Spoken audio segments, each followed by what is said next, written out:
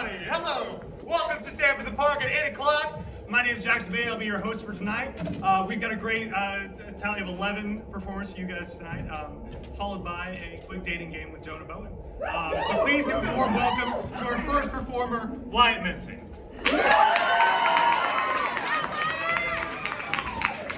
What's up, everybody? Hey, I've got a little question for you guys. Do we have any big fans of horror movies out there? Yeah! Fuck you guys. Horror movies, I think, are one of the worst things ever created. If you like horror movies, then that means you like sitting in a dark room, sometimes by yourself, and getting scared on purpose. And you know who else would want to do that? A fucking psychopath. That's really messed up. I once asked a girl out on a date to the movies in high school, and I said, "Hey, you want to go to the movies?" And she said, "Yeah, of course." And I said, "Score." And then she was like, "I really love horror movies. Can we go see the new movie Us?" And my plan was to go see Spies in Disguise. If you haven't seen it, Will Smith turns into a pigeon. Tom Holland's got to help him out. It seemed really good. I didn't get to see Spies in Disguise. We went to see Us, and I thought I was very brave throughout the entirety of the movie. And then the movie ends, and she says that I was very scared, and that I cried sometimes and covered my eyes. And then she said that I was a wuss, and she found that very unattractive. So if you like horror movies, you're a psychopath, and you should probably be a little bit nicer to Wyatt Mincy. That's just... I also think that really fucked up people like psychopaths, like horror movies, like Ted Bundy definitely loved horror movies. There's no way Ted Bundy's favorite movie would be like The Lion King, right? The only scene he would watch in The Lion King is like where Mufasa dies and Hakuna Matata, because like he's evil, but no one's that evil, right? The Lion King is a perfect example, though, of what a good movie is. It's family friendly, it's happy, it's funny, it's got talking animals. I think the talking animals part is like a little bit concerning because it creates like sort of like an ethical dilemma, because like all those animals come to like Simba's, I don't know what you call that, like Simba's baby shower in the beginning of the movie. And there's like zebras and gazelles there, and like Mufasa's a lion, and he definitely eats zebras and gazelles, and like he sends out the invites, and he definitely ate one of them after the Simba's baby shower. I don't know, that's terrible. Like imagine you go to a baby shower and then the father of the baby eats you? That'd be a horror movie. One of the main reasons I hate horror movies though is because I think they're one of the only movies with like real life consequences. Like you ever have to pee after watching a horror movie? That's a whole process. It's terrible. Normally peeing's pretty easy. But like after a horror movie you gotta like walk through your entire house with like creeping, you're trying not to make a sound, your back's up against the wall, you're checking behind corners, you get to the bathroom, you don't turn the light on because then that turns on like the ceiling fan and it's way too loud and all the monsters will know you're there, and then you pee like as fast as humanly possible and run out the door, and by the time you're done it looks like a blind man with a silly straw for a penis just fucking devastated your bathroom. It's awful. The last horror movie I saw was Jordan Peele's Us. I haven't seen another one because of a traumatic experience. Someone was a little mean to me. We don't have to go into it. But yeah, if you haven't seen Jordan Peele's Us, I'll give you some context. Basically, people dressed as like janitors or Dave Chappelle in a Netflix special go around. They go around stabbing people with scissors. And there's also rabbits in the movie, and they're only really there so filmmakers can be like, I understood why rabbits were in the movie. That's it. But the scariest part of Us, it happens right in the beginning. And there's this little girl. She's walking down this hall of mirrors, and she stops in front of one of the mirrors. She's looking at her reflection, but her reflection isn't looking back at her. So like, here's the girl, here's her reflection. For those of you that don't know a lot about mirrors, that's not normal. Normally a reflection's looking back at you, it copies you almost perfectly. There might be like some delay, like science or something, I don't know. Henry, was that you? No, but the audience, at least the audience that I was with, knew what mirrors were. They knew what was going to happen, so we're all very tense. And then she's staring at her reflection, and the screen cuts to the girl, screaming her head off, and then it cuts to black. And that was one of the most traumatizing experiences of my entire life. Now, whenever I walk in front of a mirror, I gotta do like a little shimmy, like a little dance, just to make sure that like the guy in the mirror is doing what he's supposed to be doing. And that's fine, that's easy.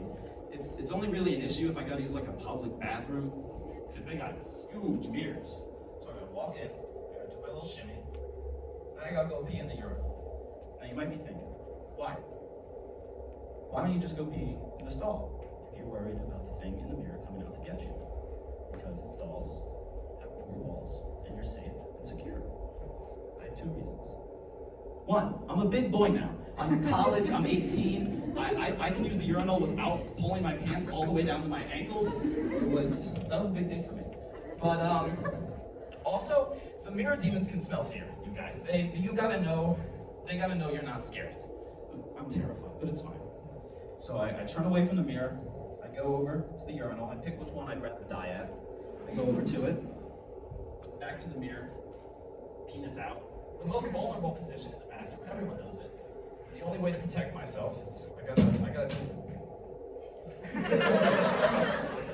gotta do one of these. I gotta keep looking back at the mirror, make sure no one's coming out to get me. Now, when I do that, does some pee get on the guy next to me? Yeah, absolutely. Like a little bit, sometimes a lot, but not always. But you know, we all have to make sacrifices. Thanks everybody. I'm Wyatt Mency. Give us a round of applause for Wyatt Mency!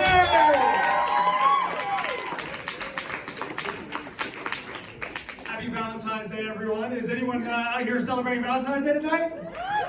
Those are some sheepish, sad couples out there in the audience. Anyway, Valentine's Day is actually my favorite holiday because I can just get away with anything. You know, no one's going to be monitoring me, so it's just kind of a free day for myself.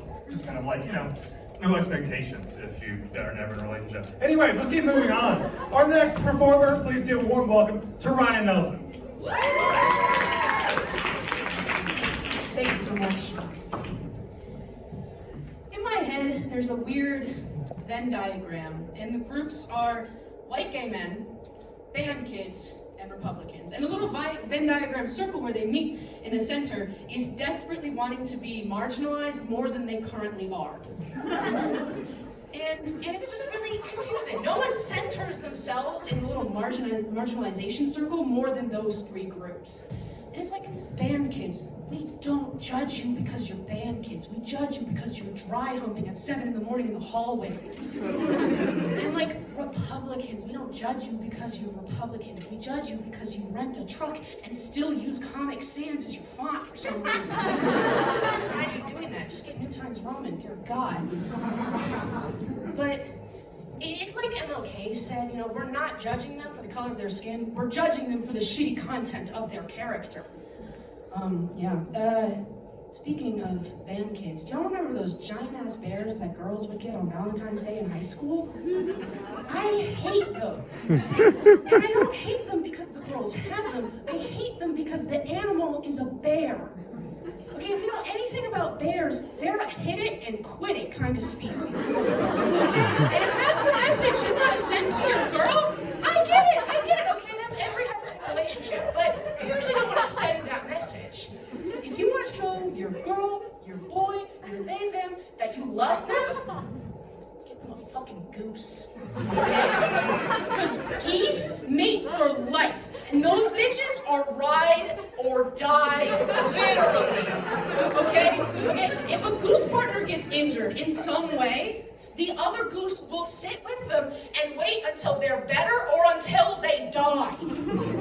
And geese, they don't travel like the singles. If that person waits with that other goose is also gonna die. I don't want someone to be the love of my life. I want someone to be my goose. It's the new standard. The second half of this. Thank you. I have some pickup lines that are Emerson and Boston specific. Are you a quesadilla from the Max? Because no matter how mediocre you are, I'll wait hours for you. Are you Paul Revere's horse? Because I want to ride you all night long. Are you the green line? Because I want to hear you scream all night long. you a male VMA major? Because I am also a virgin. Not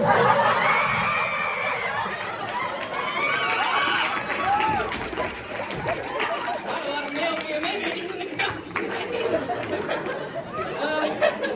Are you a little building elevator? Because you got all the bitches running after you. What do you and the orange line have in common? No matter how dirty you are, I'll ride. Are you a DH meal? Because I'll have you no matter how questionably made you were. This one I'm not very proud of. This one I'm not very proud of, but I'm gonna say it anyway. Are you an Emerson bathroom soap dispenser? Because damn, you be squirting the entire time. Oh, that's gonna haunt me. Okay, anyway. Are you a Tufts COVID test? Because I need you and me every other Tuesday. Are you English tea? Because I need you in my Boston Harbor. And this one's just grammar, but it's funny. Are you the Oxford comma? Because I want you now, comma tomorrow, comma and forever. And that's all I have. Thank you very much.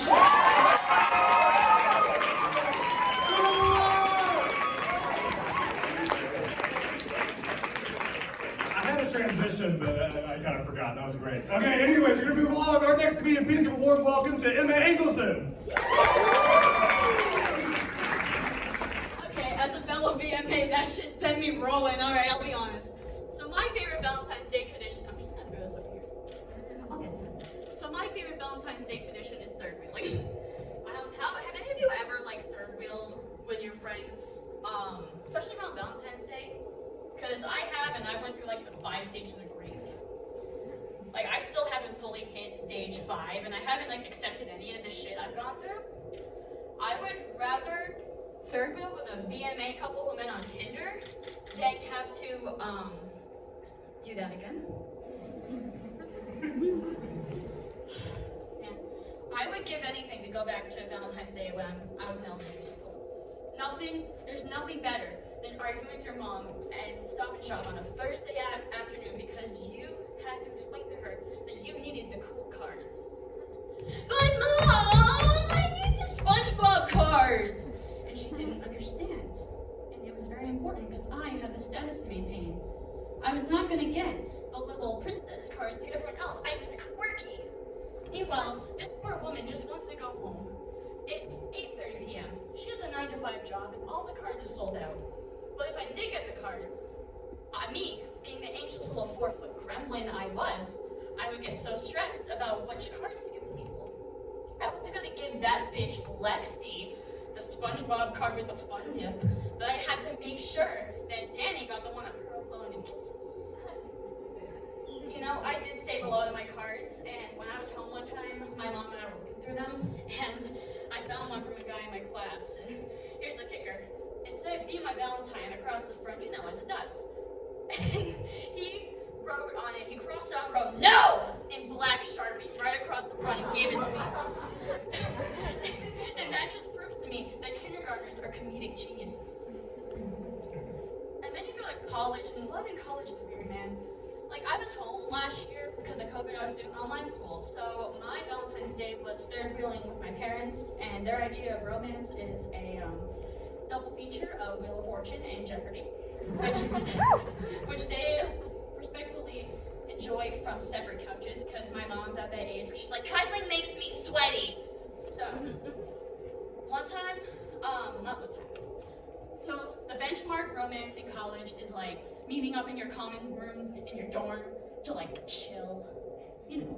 One time a guy told me he had sex with a prostitute. You can laugh, it's fine. You can laugh because that shit's so funny to me now, but I was terrified when I was 18 and I learned that.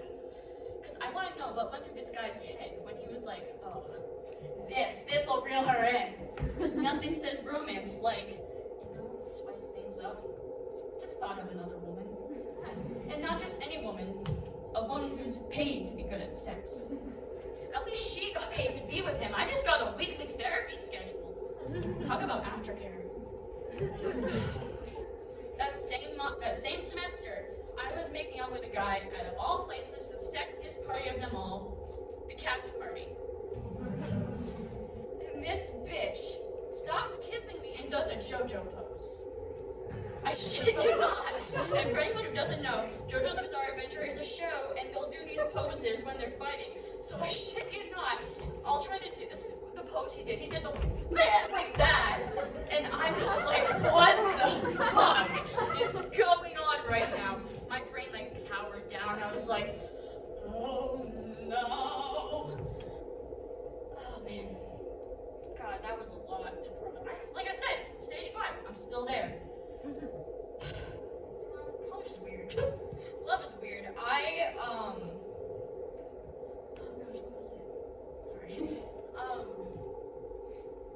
Gosh, like I said, it's weird, and I still don't even. I don't think about that, and I'm like, what the fuck is this? I it's basically just like, you know, people are like, oh, my mom's like, you have that thing, like, you have that, people like flock to you, the weird ones flock to you. I'm like, I just have an essence about me, I can't help it. And that's the truth.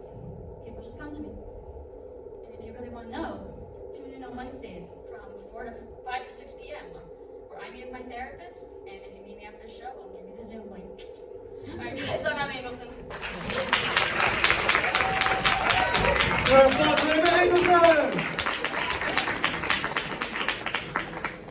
I just got on ACABS this week, actually, so I'm kind of excited for that whole therapy thing. Anyways, our next comedian, please give a warm welcome. He's going to sing you a song. Please give a warm welcome for Zach Hitchens.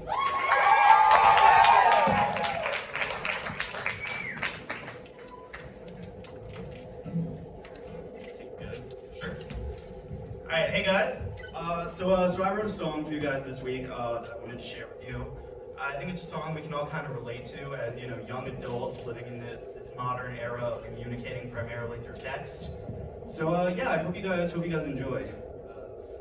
This is the part of the song where I would say what the song title is, but I don't have one yet, so.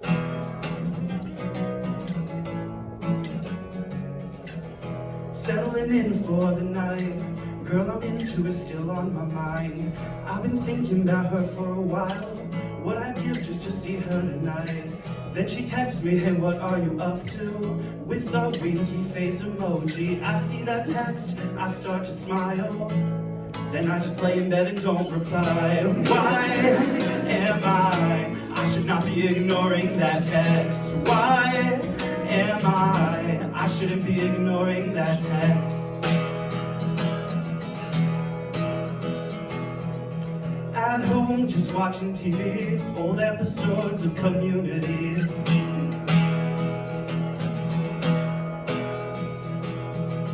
Got nothing to do for the day, nothing to do, wasting the day away. I get a text straight from my dad. Mom's in the hospital, she's doing bad. I read that text and I start to cry. Then I get distracted and I don't reply. Why am I shouldn't be ignoring that text. Why am I shouldn't be ignoring that text. Why am I, for all I know at this point she might be dead. Why am I shouldn't be ignoring that text. At home filing taxes cause I'm an adult. When I get a text with my COVID result, I need to check it, I don't want to die. Then I forget and go to a party that night. Why am I shouldn't be ignoring that text. Why am I putting everybody else at risk? Why am I, is anybody else having trouble tasting and smelling right now? Why am I shouldn't be ignoring that text.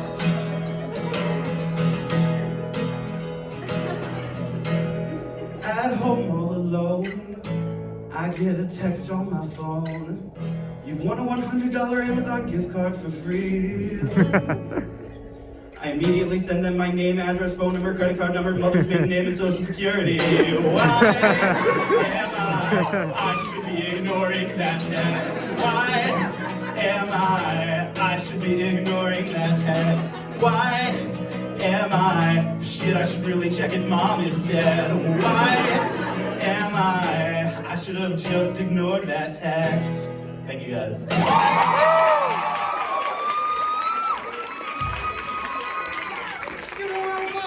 teacher!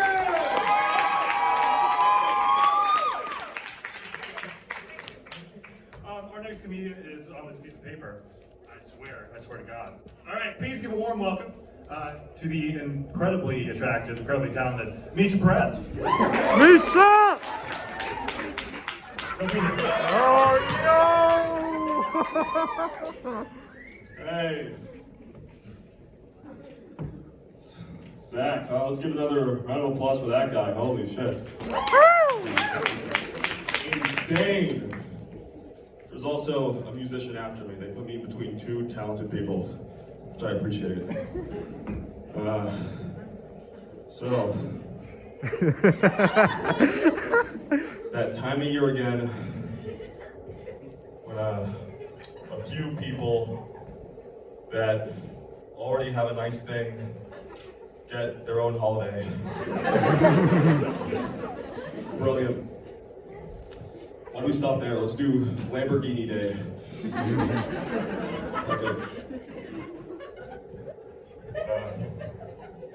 How many single people in the audience tonight?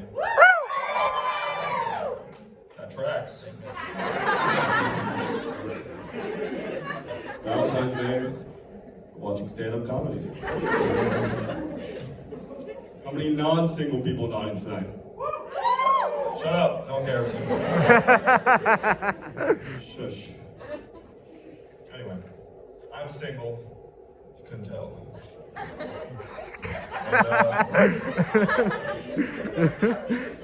my friends have different theories. They're like, it's because you're not looking, it's because you're emotionally closed off, it's because you self-sabotage every opportunity. It's all wrong. The real reason I'm single is that I keep dropping things in front of people.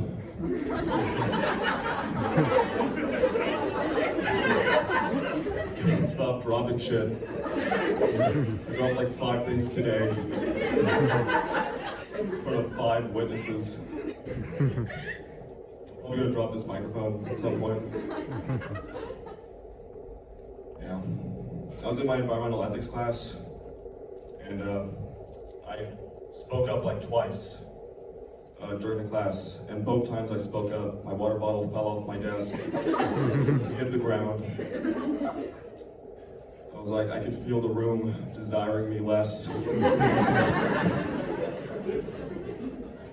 yeah. Not dating. Yeah, the problem with not dating, for me, is that I'm constantly horny. Like, you can never tell by looking at me.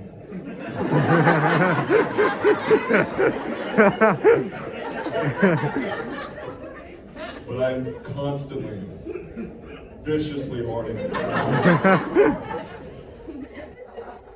Wherever I might be. The max. The classroom. On a stage. Other people. Just constantly looking to fuck. It's debilitating.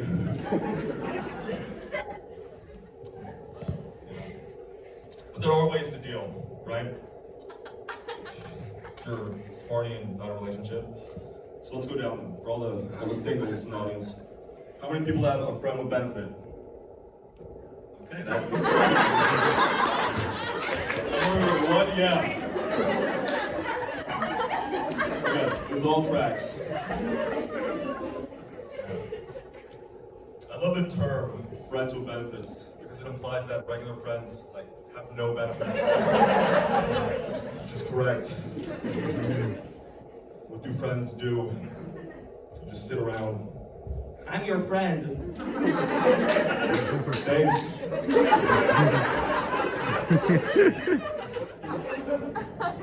know what friends do? They betray you. Friends with benefits also betray you, but they fuck you first. It's better. What else? Tinder. Okay, who here has a Tinder? Woo. Okay, track. It all tracks. Yeah, Tinder's hard if you're straight, because it's hard to tell what the other gender, the opposite gender likes. You know, like I had a picture on my profile that I thought was really hot of me brushing my teeth. I was brushing my teeth one night. I was like, I look good right now. Just take a picture of this for my Tinder. I showed it to a female friend. I was like, right? She was like, what is wrong with you?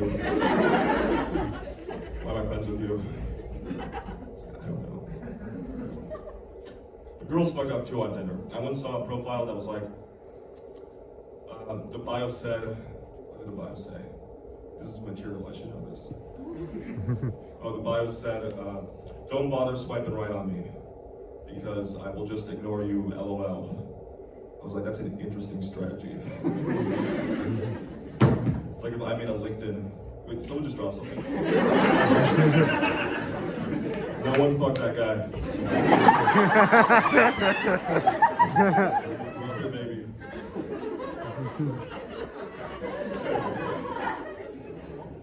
Alright, we lost the plot of that one, but okay. Next part of my set. Oh, there's a third option. If you're a single, horny person, I just found out about this. Someone taught me how to do this like a few days ago, and it kind of blew my mind. Do you guys know about masturbation? Oh, it's a neat trick.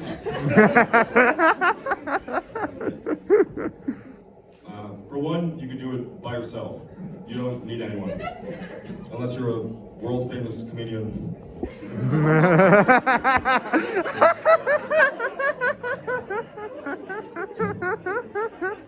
That's my Louis C.K. costume, by the way. Anyway. The one little hair in the soup of masturbation is that the one little hanging chad is that if you do it, you go to hell.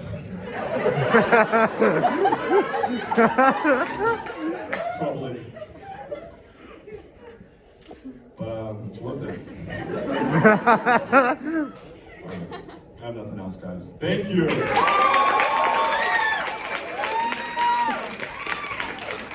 Give a round of applause for Misha!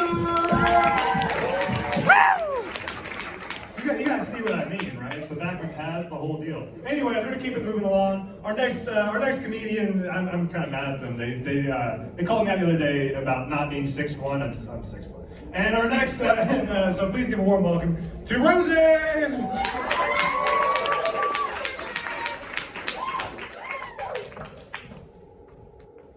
Listen, like, if you're not 6'1", I'm gonna call it out. And, like, you can't expect to lie and, like, get away with it, you know what I mean? Anyway, okay, so I'm pretty sure that Cupid has a very personal vendetta against me. I'm going to prove it right now. I am hot and sexy. Laugh if you think that's untrue. Wait, okay, slay. Okay, this is exactly what I wanted to happen actually, so thank you so much. Okay, so, if you didn't laugh, come see me after the show. Since there are so many of you, we're gonna have to play like a Bachelor, like, type season-ish thing. So yeah, anyway, oh my god, thank you.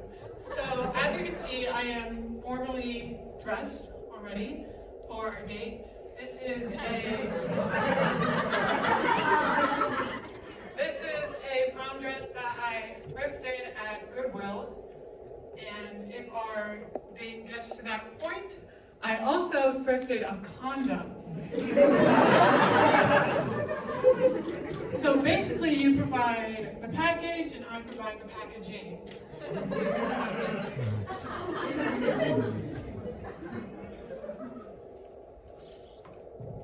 Okay, and I know that's like super generous of me to provide the condom, but you don't have to thank me because I have an ulterior motive. I don't want to go to Planned Parenthood unless I'm planning parenthood.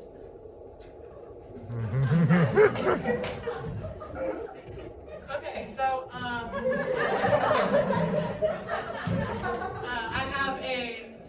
song about Cupid and how much I hate him. So please welcome Zach up to the stage.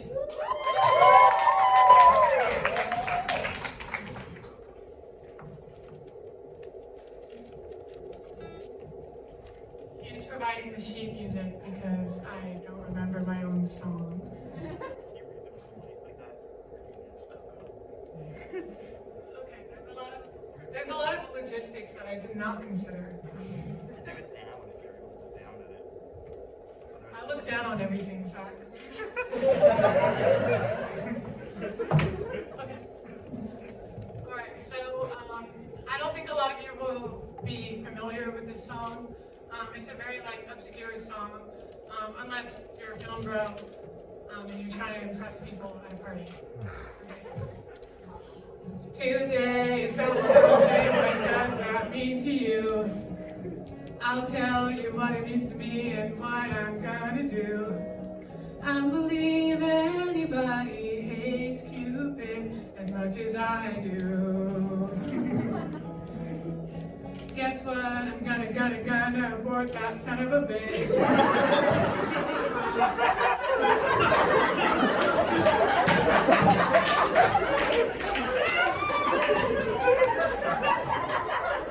So what? He's already born, that's a problem that can't be fixed. Why are we trusting a baby to have good aim anyway? And all the arrows that he shot, he missed. And all the butts he didn't miss, they're pissed. There are many things I'd like to say to him, but first of all, ow. Hey Cupid, the idea of you is stupid. You're so small. Go shit yourself and crawl. Hey hey Cupid.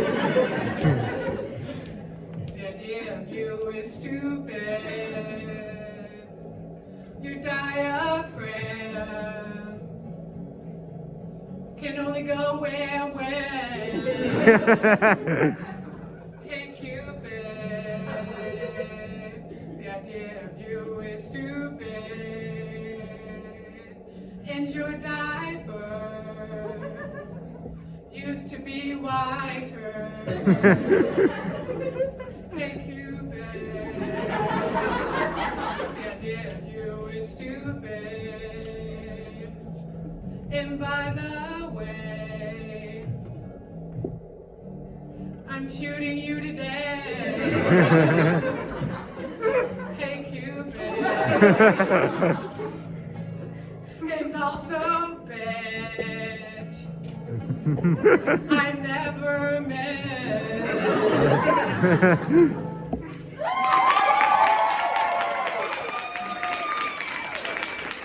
Thank you so much. We will be filming The Bachelorette after the show.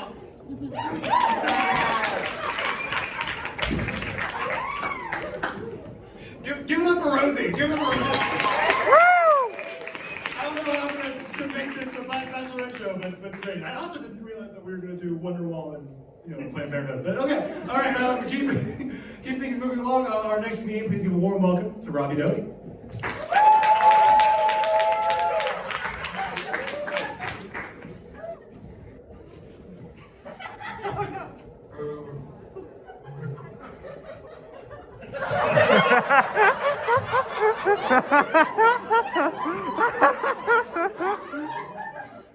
Happy Valentine's Day.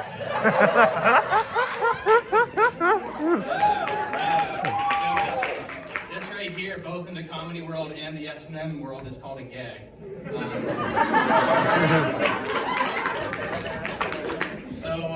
Yeah, it's Valentine's Day, so I figured I'd keep my set romantic. So my mom made a Facebook post the other day. I want to quote her correctly. It was just after World Cancer Day. So my mom said, "I can't believe it's been almost 5 years since I lost my dad. I will never forget how my little Robbie at age 2 said their future plan was to marry Papa.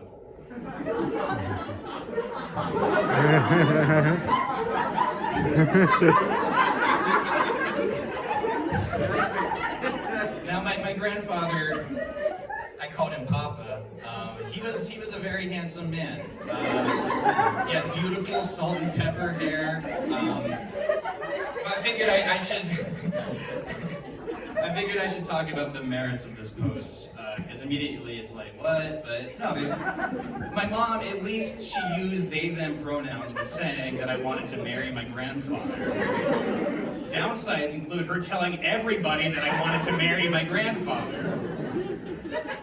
But she didn't misgender me, so that's pretty cool, I guess. Yeah, there we go. Okay, so I've always had crushes on people, girls for the most part, from a very young age. I was born in Kentucky. I went to kindergarten in Kentucky, and in Kentucky there was the most beautiful girl that I had ever seen in my whole life. Her name was Courtney. And the thing is, like, all the other boys in Kentucky thought that like all girls had the bubonic plague, which is ridiculous because it was Kentucky in the 21st century, so nobody vaccinated their kids. Everybody had the plague. But despite the risk, I liked Courtney. She would play this game with all the other girls at recess where they'd run around and try and chase all the boys and like kiss them and stuff. And I'd always run slightly slower than everyone else. Oh no, my shoe's untied. Hope nobody smooches me while I'm tying my. I didn't know how to tie my shoes, so it took a while. Gave her a big window, but she never kissed me. So one day, you know, Courtney didn't come to class. I was really upset, and the teacher said that she had broken her arm, actually, probably in a horse girl related incident. But nevertheless, not being able to see Courtney the whole day really tore my tiny little country heart up something fierce. But I couldn't tell any of my classmates know that I felt this way about a girl, though, which sort of made me Kentucky's first closeted heterosexual. I moved to Maryland, so Courtney and I had to part ways. It was amicable. Some people dated in middle school. I wanted to. I didn't get to. I guess people weren't exactly attracted to the lanky, soft-spoken theater kid who wore the same pair of skinny jeans every day and got people a cappella Christmas albums as birthday presents. So I'm just too intimidated by my sheer masculinity to even talk to me, I think. I went to high school. I went to an arts high school, and I actually got to go out with a few girls. Nobody warned me about dating at an art school. It's way different than dating at a normal school, because at a normal school, you date someone, and then if it doesn't work out, you break up, and it's over. At an art school, you date someone, if it doesn't work out, they write poems about you. So I have a poem here. This is called To the Boy Already Dated. No, like dated as in it's not relevant, whatever. To the boy who didn't love me back. You said we had a future. This was like, I was a sophomore in high school. You said we had a future, so we planned it. Lots of dogs, a hairless cat, a hedgehog, a monkey. Daisies and vases above the fireplace. I don't think that constitutes a plan for the future, necessarily. Like a hairless cat, that's just like I don't know, that's not a plan, I don't think. Moving on, she said, your mom told you that she could tell you were actually happy, and she would know. She's a psychiatrist. She's a psychologist. So that's also not true. So thank you for helping me see how beautiful I was with you and how I am even more beautiful without you. You're welcome. That was posted on my school's website, March 26, 2017, the day after my birthday. But it's all good. It's all good. We're still friends. I talked to her recently. We actually talked about this. We had to laugh about it. But I feel sort of bad because when we dated, I definitely wasn't ready to be in a relationship with her. I don't know. I sort of rushed into things because the whole time we were together, I really had my heart set on someone else. That person had salt and pepper hair.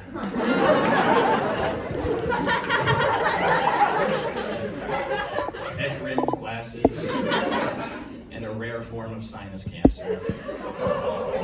That man was my mom's dad. So, Papa, if you're up there, this one's for you. Thank you, guys.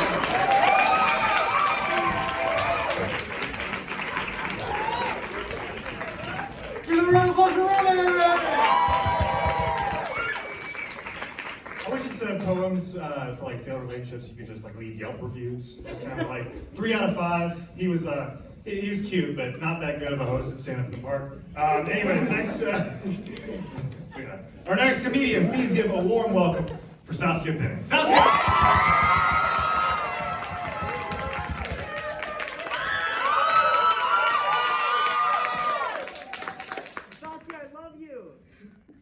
Okay. Hello. Hi. I'm excited. It's Valentine's Day. This is the Valentine show.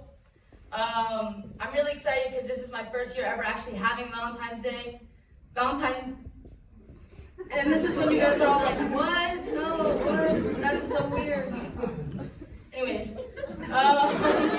this is actually my first time ever having a Valentine. And she's here today. And half of you guys already know I was going to say she. I didn't you guys know that. But guys, when I wrote this joke in my head, I thought I was going to be able to see people, and I can't see anybody. But so I'm going to pretend. So she's here and I can see her. I'm looking at her right now. And she's amazing. I love her so much. And to give you an idea of how amazing she is, she's spending her Valentine's Day night at a college-level stand-up comedy performance for me. So, pretty amazing. She puts up with a lot of shit for me, I think, because comedians already, like, we're so insecure and, like, we need attention so much. So now, like, imagine dating one. It kind of sucks. It does. Okay. All right. She's really beautiful, too. The first time I ever showed my brother a picture of her, I was like, yeah, I don't know, like, I feel like she's kind of out of my league. I'm, like, worried about it. And then without skipping a fucking beat, he just goes, yeah. And that was a hard pill to swallow, but he's also my brother. So I feel like he's just kind of fulfilling his duty at that point. Like, if I had told him and he'd been like, no, actually, I think you guys would look really great together and I'm really happy for you, I probably would have had a fucking stroke. So when you think about it, he's really just looking out for my health. I love him so much. But whatever, you guys don't care about that. You're here to laugh, dance, monkey dance, right? So I'm gonna tell my little silly jokes, and you guys are gonna laugh. I feel like college roommates is something that we don't talk about enough. Like, you take it too lightly. Because this is a person you've never met before in your life, probably. And then you just live with them for a year. You're putting a lot of faith in this person. They have so many opportunities to kill you. And I don't know about you guys, but I showed up to the first day of college with a hammer. So I not only had the opportunity, I had the means. And then my roommate started snoring. So I had the opportunity, the means, and the motive. And then later on in the year, I bought a fucking knife. And she still sleeps like a baby every night. Guys, now that I'm thinking about it, she might just be ignoring warning signs. I don't know. No, in actuality, I love my roommate. She's great. I feel really lucky to have her. But I'm standing by my point that it's weird. Because when you share a room with a sibling, like, you guys are related. You share blood. That's something. When you share a room with a college roommate, the only thing you guys have in common is that you both kind of like Lil Nas X. And you both lied on your housing forms and said that you're fairly neat people who only drink socially. And, like, you're just setting yourselves up for failure at this point. And like you sleep next to each other, like, that's sacred. Like, your souls are resting next to each other. You know? Like, that's sacred time. Like, okay, you guys know the Zack and Cody movie? Yeah. Like they're on some tropical island and Zach starts eating fish food and Cody wants to fuck a dolphin or something like that. There's that scene where they're laying next to each other and then their souls start to switch over. And I feel like that could totally happen to me and my roommate. Like, one day my roommate is gonna wake up with the soul of a comedic arts major in her body. And for that, I truly am sorry. That's the thing I feel worst about. Yeah, college roommate's weird. Moving on. Oh fuck, there was more to this. Guys. Oh yeah, It gives you too much power. Having a college roommate, because you live with this person for years, so you learn so many deeply personal things about them, and then you can just like never see them again. Like I shouldn't be able to like see someone in public, walk right past them, and then in the back of my mind be like, I know that person's pooping schedule. I shouldn't have that power, but I might, eventually. And I think having a roommate's made me a worse person, genuinely, because now I have to look out for my own interests. Someone has to look out for Saskia. And to give you an example, I was like, towards the beginning of the year, it was really late at night, my roommate was snoring, and I couldn't sleep, and I was going crazy. And then, like God himself struck it down. Her light fell off the wall, and hit her in the head. And she woke up, and she stopped snoring, and you better believe I just turned around and pretended to be dead asleep. Like I just faced the wall and closed my eyes like, that which I cannot see does not exist. And I slept like a baby. Probably not one of my better moments. Yeah, my brother, he's a year older than me, so he started college in 2020 when like COVID was still kind of new and really bad. So we had all these rules about like where you were allowed to eat and like being in other people's dorms and things like that. So then immediately, because my brother within like the first few days he got in trouble, and he got bad behavior points. Which, like, it felt a little childish to me. It's, like, reminded me of, like, in elementary school when they move your picture to the bad section. You know what I'm saying? Except now, like, everybody's 20, depressed, and paying $80,000 a year to be there. So the stakes are, like, a little bit higher. But he got 4 bad behavior points for being in somebody else's dorm with too many people. Which is like, okay, you fuck up, you face the consequences. The thing that got me is that a sexual assault allegation was 5 bad behavior points. What? Like, no, like, there's no way that's 1 point worse. Like, that's gotta be at least 3 more bad behavior points, guys. Like, come on. What? Like, one of them is a group hang and one is a fucking felony? Like, there's no way. 1 point? The thing that really got me is that at this school it was like 10 bad behavior points to get expelled. So that means that every single student at that school has a minimum of 2 sexual assault allegations before the school is like, hey, maybe this student isn't a stand-up citizen. Maybe we should check this guy out. I was getting this line of thinking, if a sexual assault allegation is 5 points, what the fuck do you have to do to get like kicked out in 1 foul swoop? Because that's 10 points. 2 sexual assaults? Double sexual assault? I don't think so, guys. Like, I don't feel like that's possible. The students at this school must be doing some crazy fucked up shit for them to scale back on sexual assault. Like, I feel like that's the one thing you can go a little overboard on. That's a weird thing to end on, but that's the end of it, guys. Thank you so much.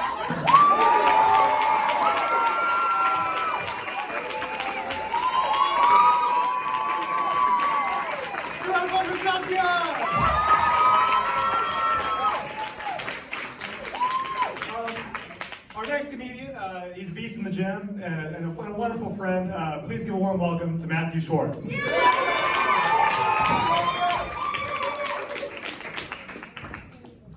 What's up? Fuck, I need a new family, jeez. They keep scaring all my Valentines away. It's ridiculous. Their whole thing is like, we want to be as woke as possible for you, Matthew. We want to be a woke family. And I'm like, you guys could use some sleep. Yeah. Honestly, like, they're not normal. Like, my grandma's a Nick fiend. She's 75 and owns a Jewel. I've never heard of that shit. What?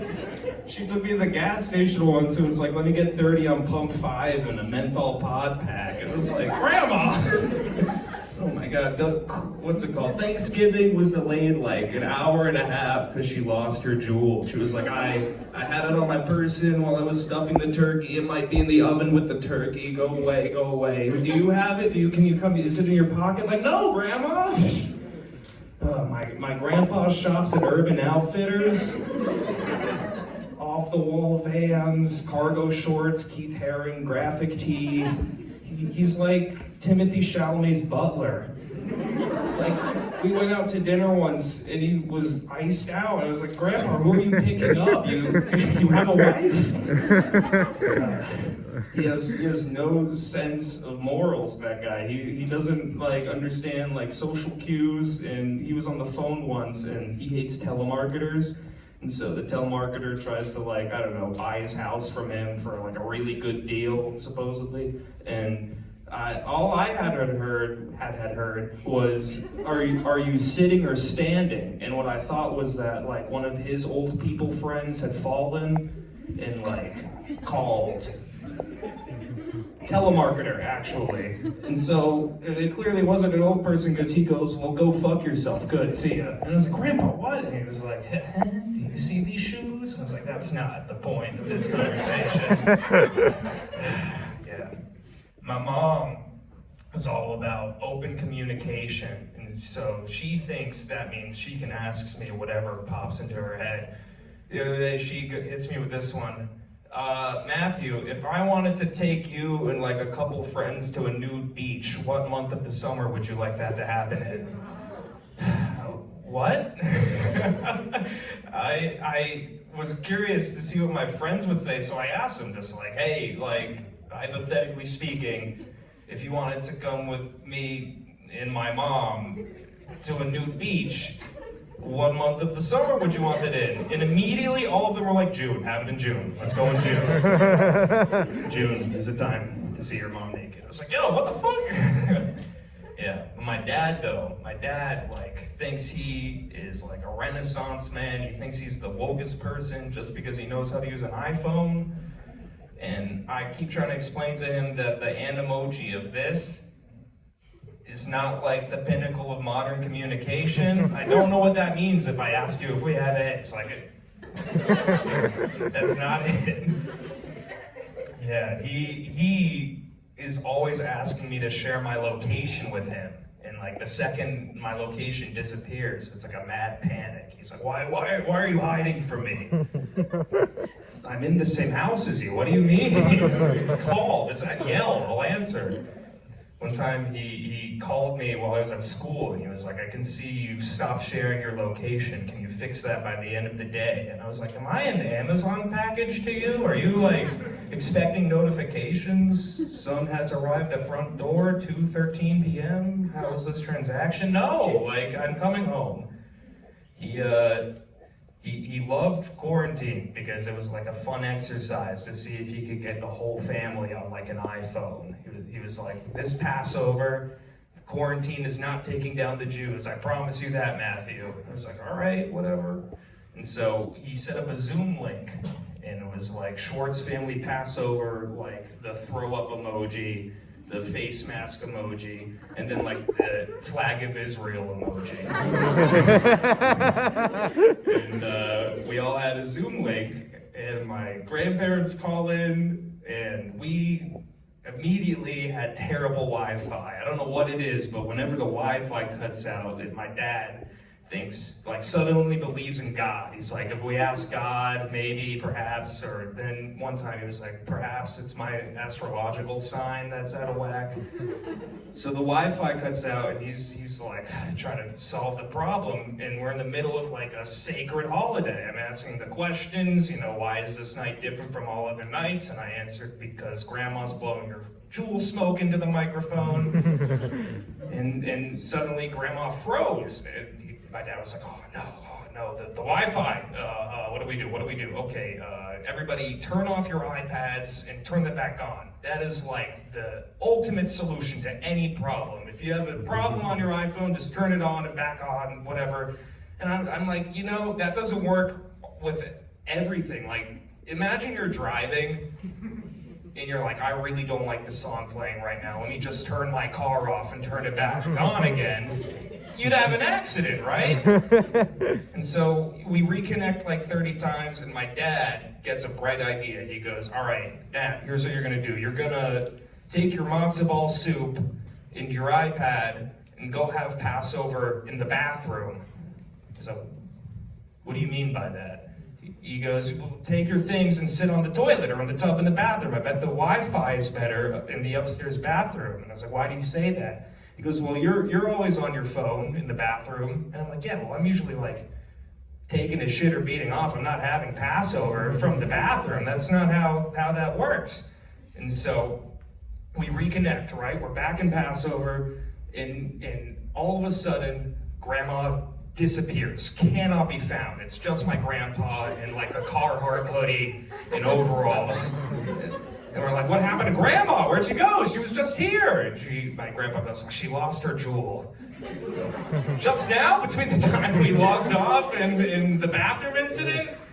So, if anybody has cooler parents than mine, I'm accepting applications after the show.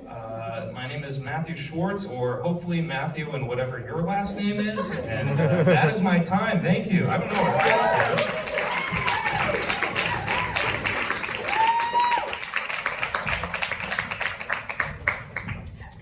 So short. Our next comedian, first time I saw him, I thought, wow, that guy's tall. And then I kind of came to find out that he's incredibly entertaining. Please give a warm welcome to Dylan DeJohn. Thank you. That turns out to be most people's first thoughts about me. Take it all in, please. Just one at a time. Happy Valentine's Day, everyone. I think Valentine's Day is probably America's weirdest regularly celebrated holiday. Although it's marketed mostly, well, pretty much exclusively to couples, it's the only calendar date that actively encourages people to have sex in empty parking lots. There's nothing more romantic than just clanging hips with a person you barely know in an empty Applebee's parking lot in the backseat of your car. Until one of you gets uncomfortable or gets a cramp and asks to go home.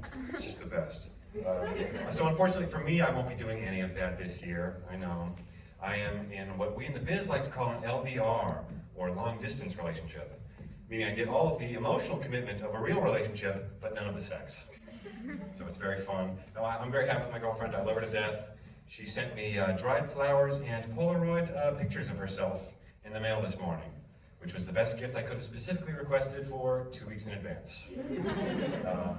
No, seriously, I love my girlfriend. Her name is Akela. I have a very shitty memory, I'm sorry. One sec, hold on. My eyes fail me every once in a while. Resuming. It seems like, thank you. It seems like being in a long distance relationship in college is just a countdown until you become polyamorous, which is totally cool with me. And I'm not, I'm just saying it's like, it's clock's ticking. Dating in 2022 means that we need to talk went from I need time to work on myself to let's fuck other people and FaceTime about it afterwards. No, I respect people who do that. I probably could never do that because I'm too competitive. I could never be poly because my girlfriend would have a way easier time getting laid than I could. I just couldn't keep up. I swear, I'm lucky she loves me because if she wanted to, she could be dropping bodies like Mike Tyson out here. Very impressive. I hope that you guys know who Mike Tyson is.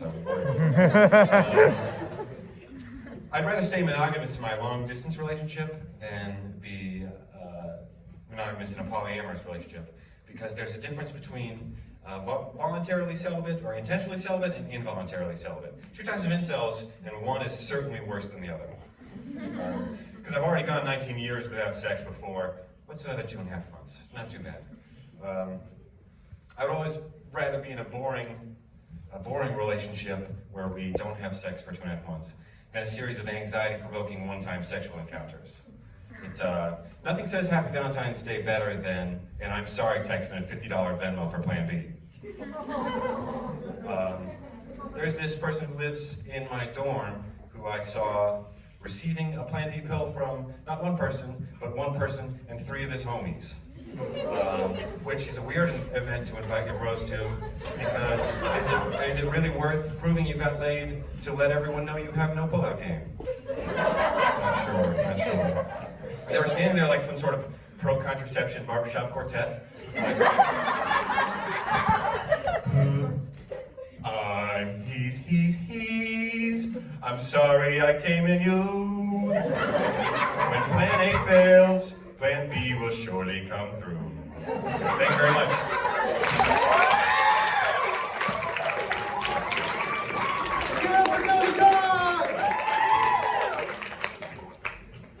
nice to meet you in our last comedian of the evening. Then afterwards, we'll be getting into our dating game.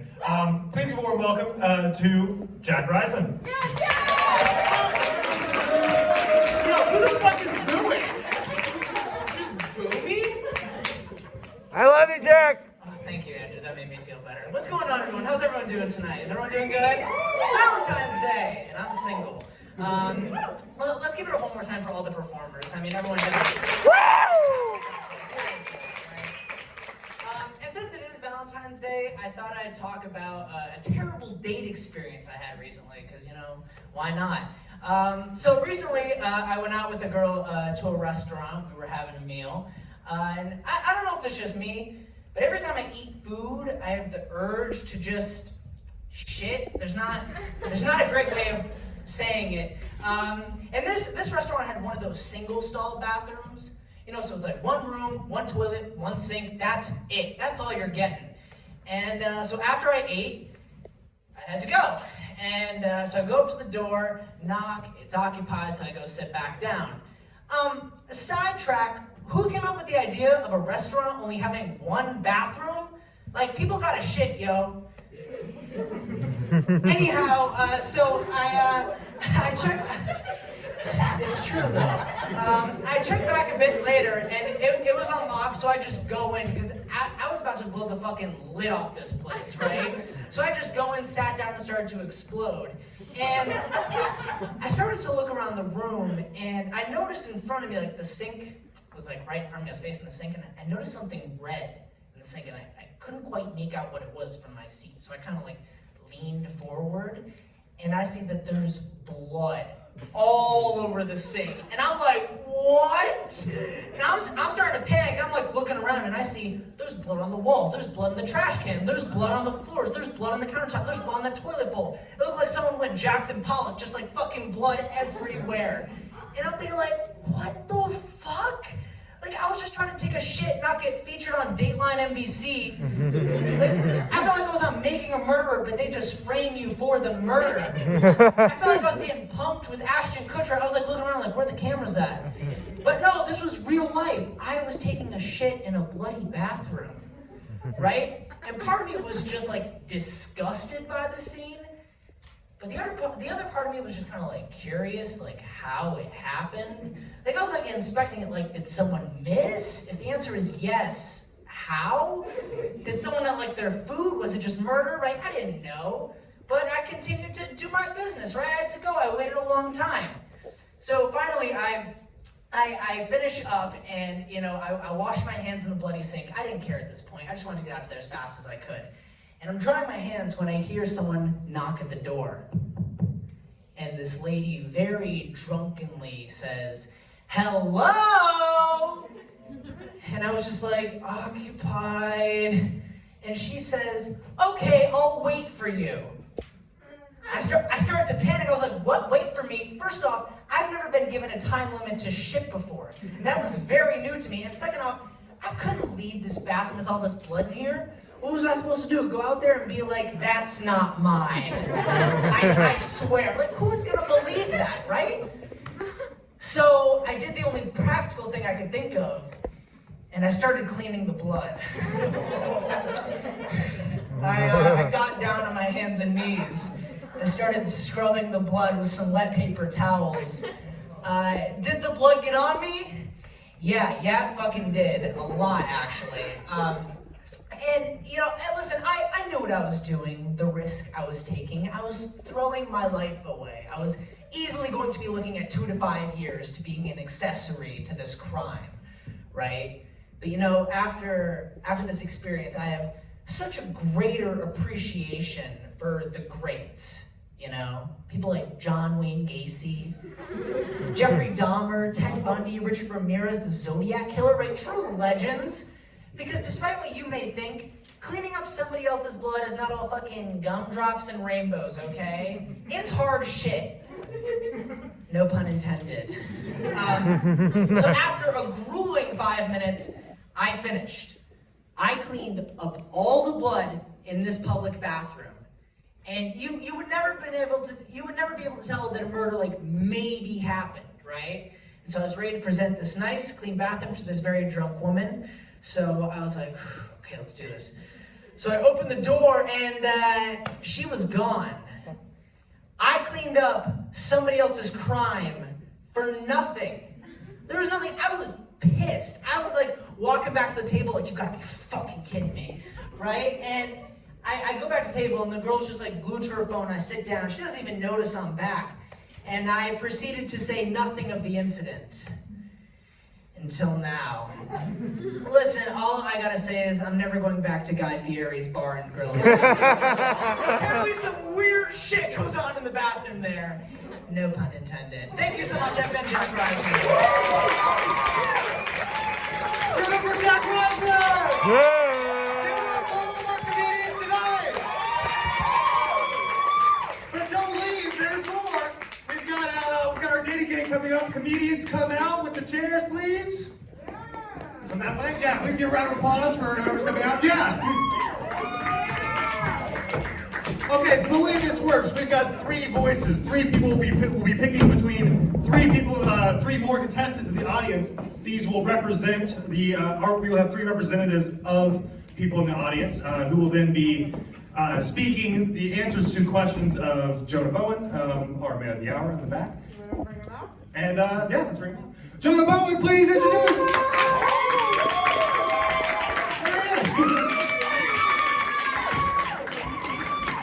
Brianna, I guess you get to pick a bit. John, what are you looking for in a lovely person? Someone who's very nice and loves the Muppets. But can I just say, I want to say, can we give one more big round of applause for all the amazing comedians tonight?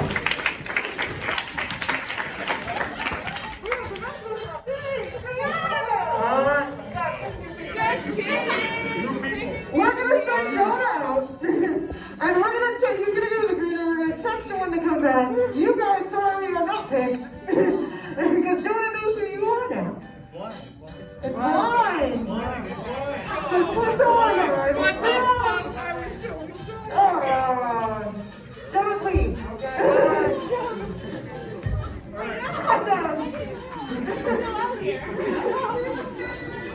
Okay. I'm gonna pick 3 new people. If you can just raise your hand, it can be a lot faster. And if I pick you, just follow behind me. Thank you so much, everyone. You're fine. Date at the match with Jonah Bowen.